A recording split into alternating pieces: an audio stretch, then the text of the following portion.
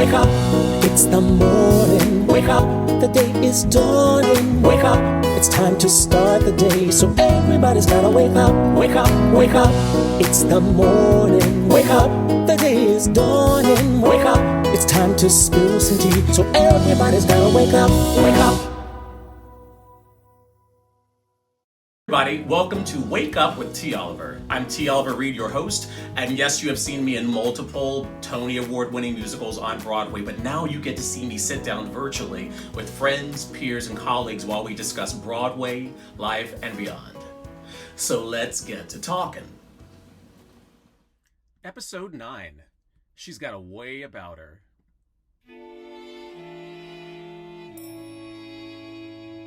You think you've got it figured out so perfectly.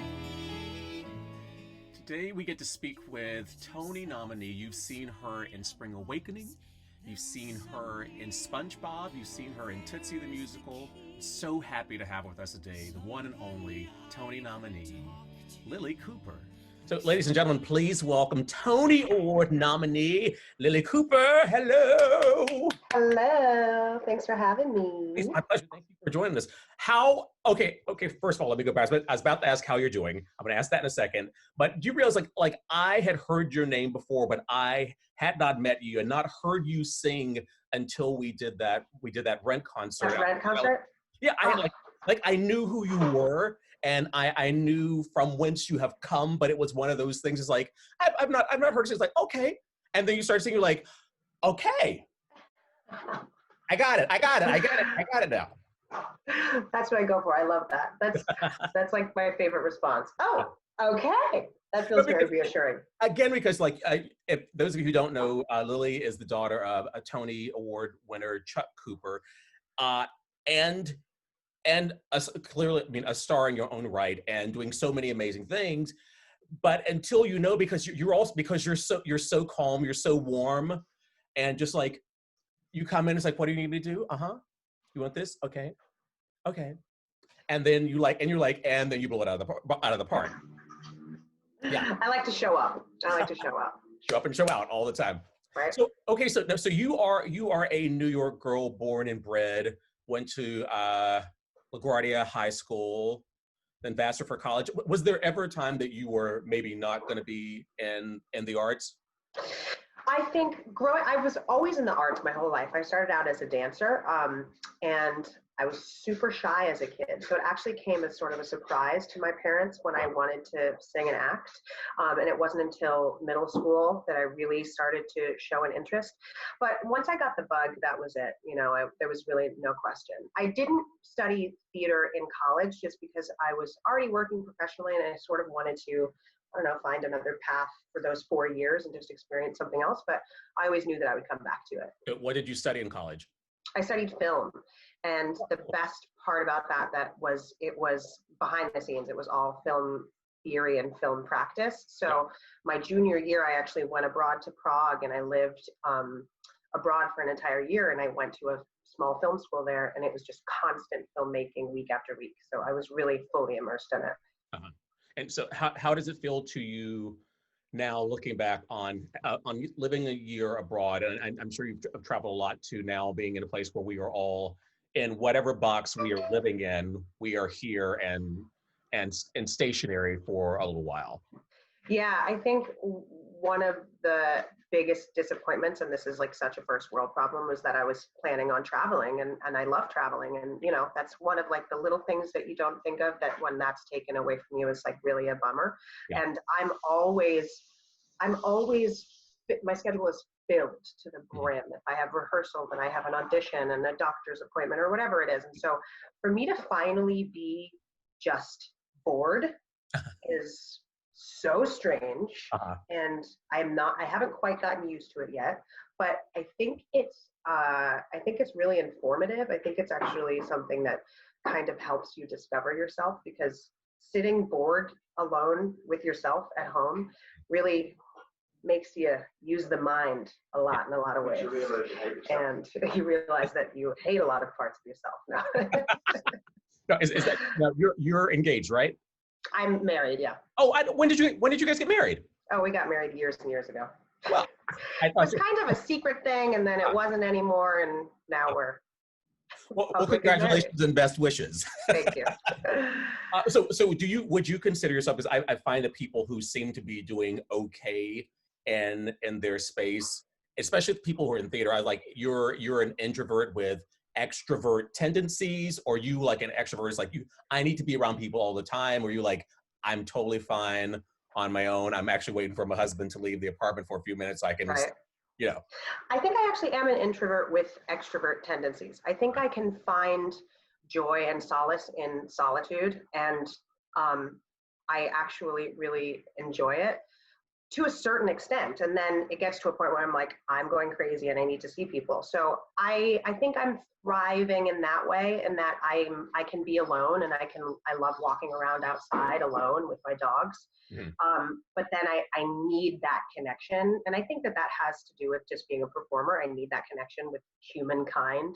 And luckily I live in a neighborhood around some friends, and we've had some social distancing walks and social distancing picnics, and those have honestly saved my life.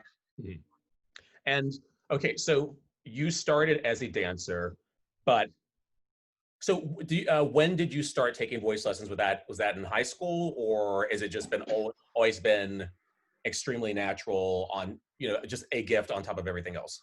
Yeah, I didn't actually start taking like classical voice lessons until college. So even in Spring Awakening, I had never really been trained in the voice at all. I had never taken a voice lesson before that. So it was something that really did, I guess, come naturally. And again, came as sort of a surprise to my parents. I think they always knew that I probably had something in me, but it wasn't until my 8th grade musical, I did Godspell, and I sang, "Oh, bless the Lord, my soul." And I kid you not, my parents had really never heard me sing before that. And they sort of did the same double take that you did. And they were like, oh, okay. All right, we're good. Because I mean, you have done the role of all roles for female singers in this city, Alphaba. So that is not little singing. We've all heard the tales of, Adina and Tired, or 8 shows a week and early on in the run. So it's like, it's on top of everything else. It's like it's not easy singing.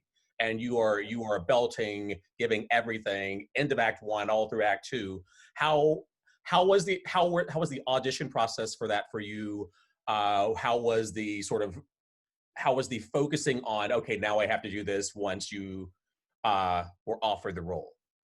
Yeah, so the audition process was, I was initially auditioning for sort of like the open-ended audition, in terms of like, there were so many companies, you didn't really know which one you'd be going into when you were auditioning. So I ended up auditioning, and they brought me in for a dance call, and I was like, Alphaba doesn't dance. But then I realized I was being considered for the ensemble, which I was excited about. And I had initially gone out on tour, and I was in the ensemble, and I was the understudy. And the thing that was really kind of just challenging for my own psyche and for my ego was that I was on tour for an entire year, and I had only gone on for Alphaba twice. And so that was a bit of a struggle, feeling like I was there for a reason and not being able to really fulfill that. But the great thing about Wicked is that it's really this gift that keeps on giving. And once you're in the family and they trust you, and, they think that you're solid, they ask you back. And so I was able to go to Australia and do the Australian production as the alternate rather, which was great because I had 2 definite shows per week. And then I was asked to do standby on Broadway. And standby on Broadway was probably the scariest thing I've ever experienced in my life in terms of theater, because it's just like, it's the epitome of that actor's nightmare, where it's like, go on stage now. And you're like, you don't know if you're prepared, you don't know if you know the lines. And of course you are, because you've done it several times. But imagine just like being on edge and on the edge of your seat at every show.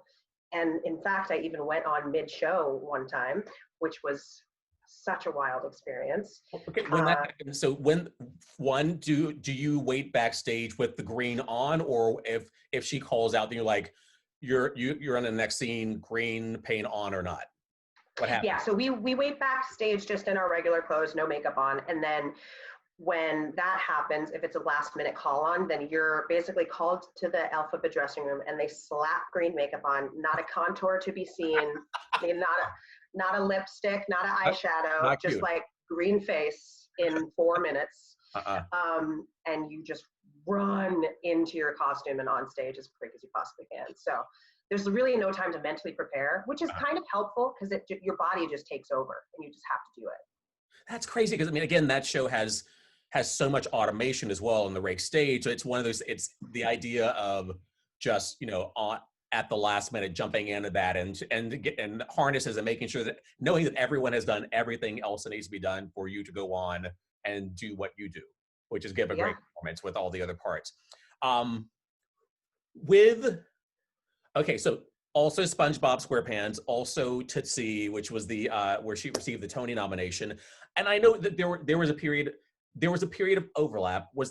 Did you know about Tootsie before you guys started SpongeBob? Because you were there, you only there how long? 6 months before you went to Chicago? I did, so yeah, for SpongeBob on Broadway, I did it for about 8 months, and I was auditioning for Tootsie kind of like 6 months into the run of SpongeBob, knowing that, my contract was up at the end of the year and that hopefully I was finding something to do after that. And the overlap was kind of a sad ending to SpongeBob because the way it worked was I had booked Tootsie and I had been approved for a leave of absence, and I was wholeheartedly planning on coming back and finishing my contract with SpongeBob, but unfortunately it closed early. So basically the day that I found out that I got approved for this leave of absence was the day that I found out that the show was closing, and I basically had 2 weeks left in the show. So my time with SpongeBob was cut short, sadly, but it was still such an incredible experience, and I'm still, family with all of those wonderful people. And then it was this crazy back-to-back whirlwind of last day of SpongeBob, then literally the next day was my first day of rehearsal for Tootsie. So it was a full, mental switch, and I just had to throw myself into this brand new show. And luckily, I think there is something to learn from creating shows, and because I had just created a show, I sort of knew, what to expect, what I was getting myself into. So I felt prepared for that. Cool. And with this break that we're having, this moment of rest and boredom and everything else, how are you finding filling your time? Are you just trying to rest? Literally, are you just trying to rest and just let it all be here for a second? Because I have to tell you, after 4 years of my hip socket has been out of place for 4 years.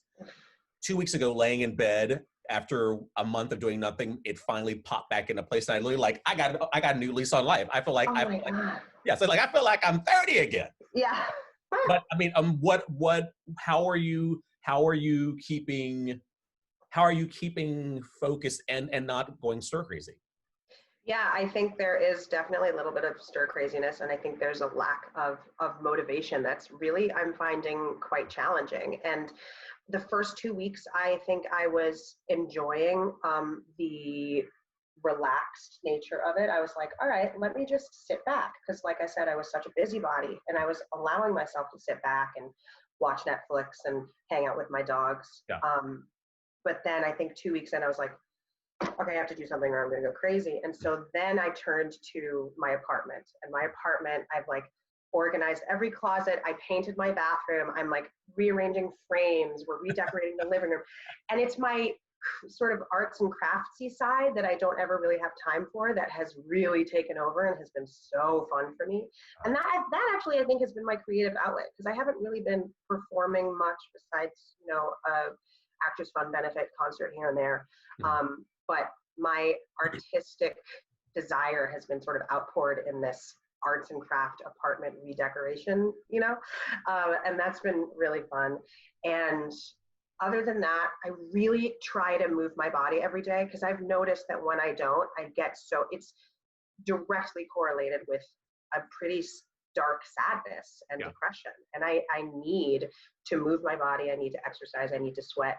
And it's so challenging when you just do that at home, because the biggest challenge of going to the gym is getting up and going, but that's what gets you to go there. When all you have to do is get up off your couch, that's somehow even harder. Do you know what I mean? Oh, When yes. it's like, oh, I just need to walk 2 feet to that yoga mat over there. It's so challenging. So that's been a real mental block for me. But it's learning that when I don't, I'm sad the next day, Yeah. and therefore I just need to. Mm. So that's sort of how I've been staying busy. Nice. And your husband is a fitness trainer? Yeah, he's a personal trainer. So is he doing Zooms and live Instagrams, all those things from your apartment as well? Yeah, totally. So he bought like $600 worth of kettlebells like week 1, and they showed up, and we basically have a home gym, which is great. And he's doing stuff, filming videos in the park and doing Zooms and stuff. And I'm just sitting there like drinking a margarita on my couch, like, good job, honey. You're doing great. So proud of you. When I tell you the amount of tequila that has been taken in this apartment, it's a delight. So how do the two of you when you are on a show schedule, 8 shows a week and all that, how do you balance your work life, home life, and making sure you get to see each other enough, with your schedule being what it is and his schedule being what it is? And also now, how are the two of you doing 24, 7 days a week, 24 hours a day? Because I found with us, it's like, we're actually like, my schedule has been so different, and Jeremiah is a school teacher, so we almost never see each other when I'm doing a show. Right. So these past couple of months have been like, oh, we like each other. We've had a lot of good time together. But it's a lot when you're used to being in the space on your own sometimes, and you're like, oh, you're home now. That's you're home still. Yeah, no, I mean, I think there have been moments that have been very challenging, but because Paul, he's a personal trainer, and usually he's up at 5, 6, 7 in the morning, out of the house, training all morning and afternoon. And then if I have a show, I'm at the show at night and don't get home until 11 o'clock midnight. But the great thing about his schedule is that he can really schedule how he likes. So if I have a day off, he'll make sure to schedule that he doesn't have any sessions on Monday, or he doesn't have any sessions on Sunday afternoon, or whatever day it is. And so that's sort of how we managed when I was working. And he was always really great. He was like an honorary cast member for every show that I've ever been in, because he's always backstage. And it's wonderful. Sometimes he'll just be in my dressing room, and I'll walk off stage and I'll see him, and I wasn't expecting him, and it'll be a surprise. So that's a wonderful thing when I'm working. And yeah, being around somebody for 24/7, I mean, even when you love them very much, it can be really hard. So we've definitely been navigating that. Thank God we have a 2-bedroom apartment. So it's still an apartment in New York, so it's tight, but we do have the opportunity to be in separate rooms, which I think is helpful. Yeah. Being on top of each other 24 hours a day is a lot. And I think we're really learning how to coexist in a new way. I mean, we've been together for 6 years, but we're coexisting in this different way, where it's like, okay, I need to learn to do better at cleaning up after myself when I cook. That was something I never really had to worry about for the past 5 years, because I would like do it later, you know? And so I think we're learning how to compromise in a way that we haven't before, really. And I think it's actually really helpful for our relationship. And do you still have date night even though you see each other 24 hours a day? Yeah, we do. We watched a play from the Public Theater that was like based on Zoom. I forget what the play was called, but that was like a really fun date night. And have you seen those Revels outside, those motor scooters that are basically like city bike? No, for scooters. Okay, these are really awesome. Fun. And it's basically city bike for scooters, and you just hop on and ride them around the city. And we've done that a lot, and that's been like so fun to be able to explore the city. And biking, and as the weather gets better, we're working out outside together, and all that stuff. So I think we're doing pretty good. Nice. So is behind the scenes film in your future, since that's what you studied in college, or what would you like to add to the list of things that Lilli Cooper has done, wants to do? Yeah, so I really focused in screenwriting in college, and it's something that I've always loved, but I have just been kind of lazy with, and I haven't really caught back up on. And so I have really enjoyed writing little sketches, sort of like 2 to 5 minute sketches. And friends of mine have filmed some and I'm working on editing them. And so I don't think that I'm really in the, I don't think I'm in the behind the scenes film world as a profession, but it's something that brings me joy for sure. And what I think I learned the most from film school was, even though it was film production, I learned how films are made and how to act on camera. And that's something that you don't really learn in theater school, because I went to LaGuardia, and you don't really learn as a theater actor.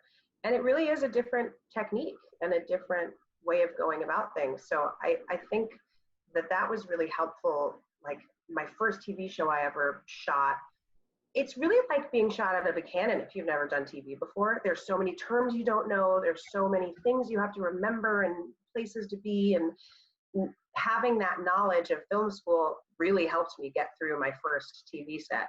Mm-hmm. So I think that's sort of how I'm utilizing that education, as opposed to, full-time being behind the scenes. Cool. And did you have your first agent before you went to college, or did that all happen sort of during that time? What was that like for you, getting an agent for the first time? Yeah, so because I went to LaGuardia, agents and managers come and see shows there, and I was doing hair my sophomore year, and I got a card from an agent, and I wasn't sure if I was really ready to perform yet, so it took me a while to get back to her, and I finally contacted her, and the timing happened to be perfect, and she said, "Oh, I was thinking about you because I have this workshop, and you'd be perfect for it. It's this thing called Spring Awakening. Nobody really knows anything about it, but would you want to go in and audition?" And so I went in, and I went to my first professional audition for a workshop of Spring Awakening when I was 15 years old. My mom was in the waiting room, and I booked this job, and it was like, whoa, okay, so what's next? And I have to tell my teachers that I'm going to be out of school for the next 2 months, and I have to figure out how to get my homework to my tutor on, backstage and all that stuff. And so that was how I had my first agent. And then I was lucky enough to be represented all through college. And I told them, I was like, I'm going to take a break these 4 years. I really want to focus on my education and these 4 years of growing as a person. And they were all about that, and they stuck with me. And every now and then I went to Vassar, which is only like 90 minutes away from the city. So every now and then I would come back and audition for something that I thought was really special. But I really took those 4 years to, do college. And then I was represented still when I got back, and that's when I did Wicked.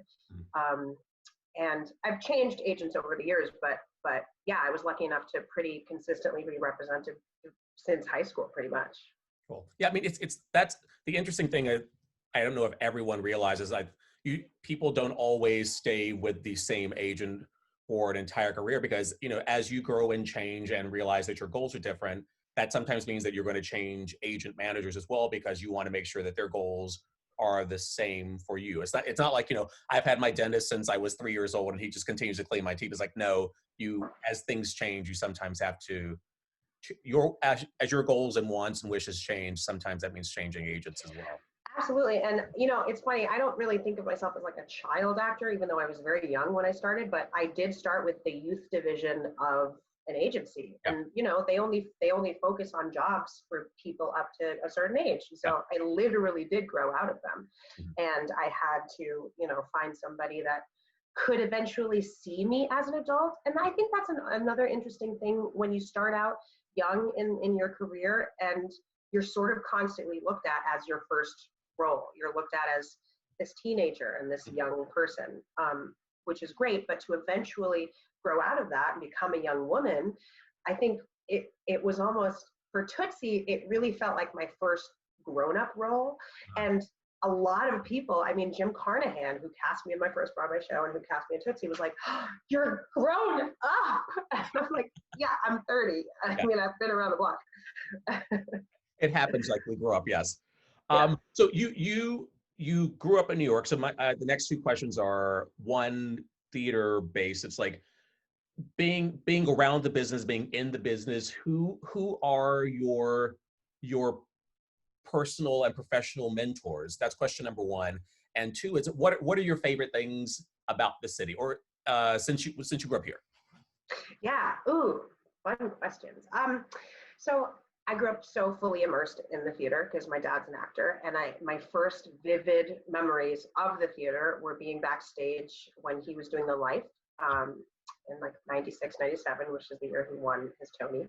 And that show was filled with all of these beautiful, badass women. And I was like 7 years old, running around backstage at the Barrymore with all of these women dressed, you know, to the nines in their hooker costumes. Yes. And I was just like looking up to these beautiful women, like, I want to be like you. And there's Lillias White, and there's Bellamy Young, and Felicia Finley. And I'm just like, oh, I want to be these women. And so I think they were my first real role models and first real idols that I've looked up to. And I still stay in touch with Lillias, and I love her to death, and she's a second mother to me.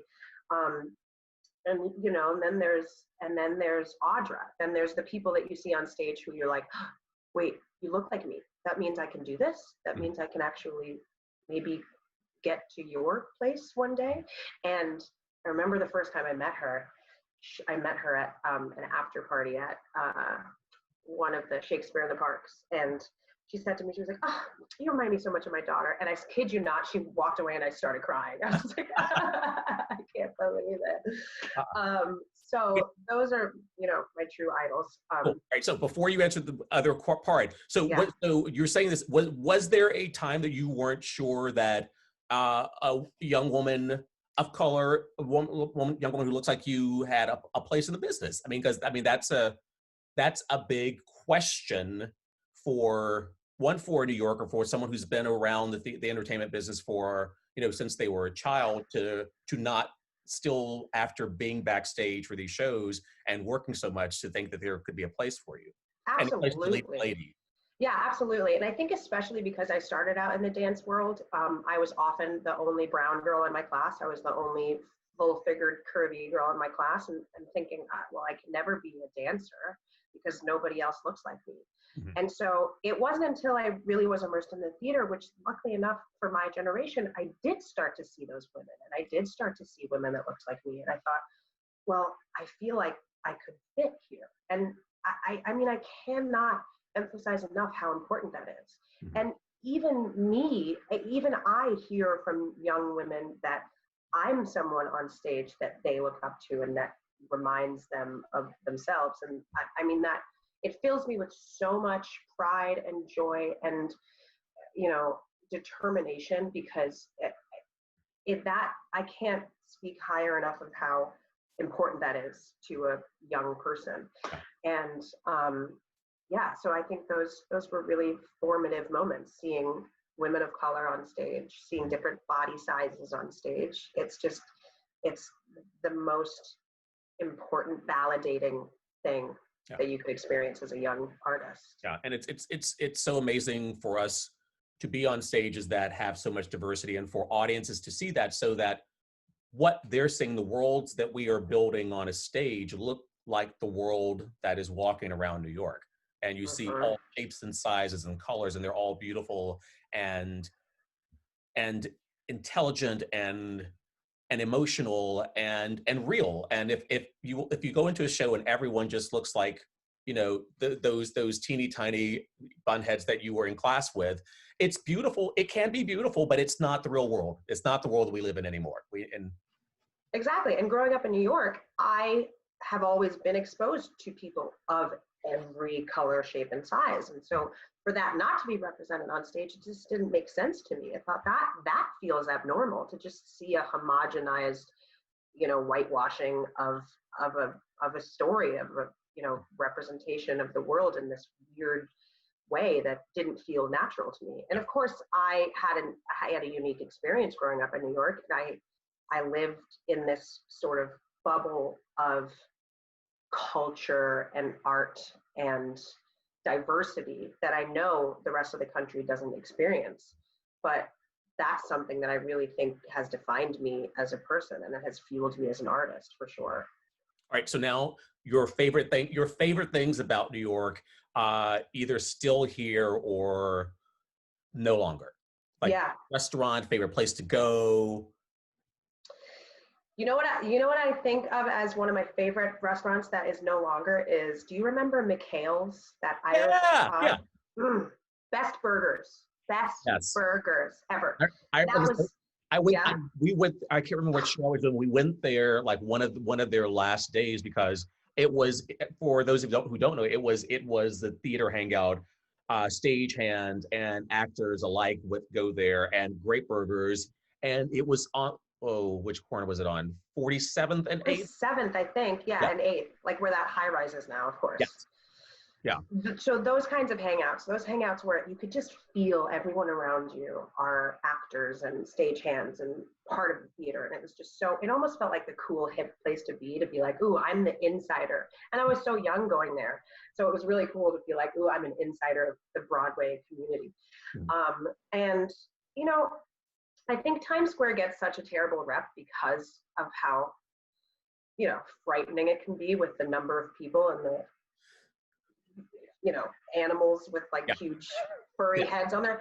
But there are days sometimes, and especially now, because it's so quiet, where I've biked through, I've walked through, and we rarely ever look up in New York because we're so distracted. And I grew up on 42nd Street on the 45th floor of a high rise. So I've always had the inclination and the tendency to look up at the skyline. And when you're in it, it's hard to do that because you feel sort of stuck in it. But I just love that, you know, 10-block radius of Broadway and Times Square and the theater district, because it just feels like you're in this bustling, art-filled place. And there's nothing like it. I've traveled a lot in my life, and there's just nothing like it. So I think that's one of my favorite parts of New York. Right. And I grew up there. I now live in Harlem, and I'm right by Morningside Park. And something that I had never appreciated before was being around nature, because I was just around high rises my whole life. But I get to walk out. I get to wake up to birds chirping, which I didn't know existed in New York. But I literally, right? I get to wake up to birds chirping. And I was like, it was such a surprise to me when I moved up to Harlem. I was like, oh, there are quiet, quaint, nature-filled parts of New York too. Yes. But I also feel like the birds have gotten their melodies back since we've been without cars and everything. It's like I wake up now, and if you sit outside, you're like, oh, they are really singing today. They are really feeling this day. Yes, it's beautiful to watch, and I'm seeing more of them too. So the last thing would be for you, is there any, taking from this period that we're in, is there anything that you thought you needed from before? You're like, you know what, I'm actually great without this, and I think I can do without it. Mine is like those 2 Starbucks that I used to get every day, and now it's like, I clearly don't have to do them. I can have coffee at home and live my life and save that money and not worry about throwing away that plastic and everything. Absolutely. I would say that, and the subway, because it's something that I thought I needed every single day. And obviously we're not traveling to work on a day-to-day basis, but I am going around the city, you know, just to sort of experience the city safely with masks on, of course. And I've loved just walking or biking. And of course, this is more of a summer-related activity, but I feel like I don't need the subway, at least in the summer. Yeah. And it's so nice to not need that. I think another sort of, you know, silly thing, frivolous thing is clothes. Like, I look at my closet and I'm like, Jesus, I have so many goddamn clothes. I don't need all of it. It's ridiculous. I don't need all of these. It's absurd. I need to get rid of my clothes. I love now that my thing is like, I'm like shopping for socks and things, like, you still don't need those. It's like, where are you going? Right. Where are you going? Yeah, you got the socks. Yeah. Lilli Cooper, I thank you so much. Thank you, one, for being such an inspiration, and just being you, and for showing up and showing out every time. Thank you. Thank you so much. That means a lot. Thank you. Wake up, it's the morning. Wake up, the day is dawning. Wake up, it's time to spill the tea. So everybody's gotta wake up, wake up, wake up. It's the morning. Wake up, the day is dawning. Wake up, it's time to spill the tea. So everybody's gotta wake up, wake up.